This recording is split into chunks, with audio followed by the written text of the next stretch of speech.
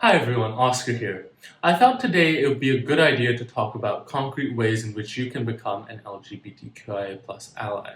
We are all on our journey to becoming allies, and it's important to view the LGBTQIA+ community not as something that is a monolithic group. It's important to understand that there are separate identities and communities that have very different lived and intersectional lived experiences. Nevertheless, there are some concrete ways of allyship that we can use that can apply to the entire LGBTQIA+ community as a whole. The first step is to acknowledge that allyship is not a label, but it's a continuous action. Think about it. If someone is part of the LGBTQIA+ community, whether they be gay, trans, or intersex, they can't turn it on or off. They can't choose to not feel discriminated when they are discriminated against. It's something they have to live through every single second of every single day of their lives. Once you understand that being an ally is a continuous action, just like how being LGBTQIA+ is a continuous action, you can then use that to frame your understanding of how you manifest those actions in your lives. So what are some of those actions? When you're speaking English, the first thing is to make your language more inclusive and gender neutral. This may involve using they, them pronouns for anyone who hasn't told you what pronouns they use.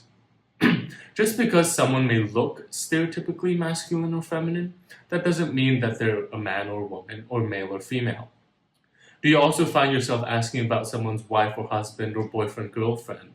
Perhaps use the term partner or spouse as a gender-neutral alternative. Don't assume someone's gender or sex unless they've told you. In Singapore, for example, many people use the term him or her or his or her when referring to a generic third person. To make this more inclusive, you may choose to use the word they or them instead.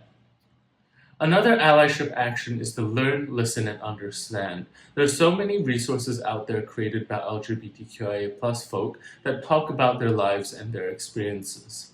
These people have chosen to open up and be vulnerable about themselves. So in those cases, take the opportunity to listen and to learn. You'll never understand what it's truly like for someone who has a different lived experience or different life experience from you.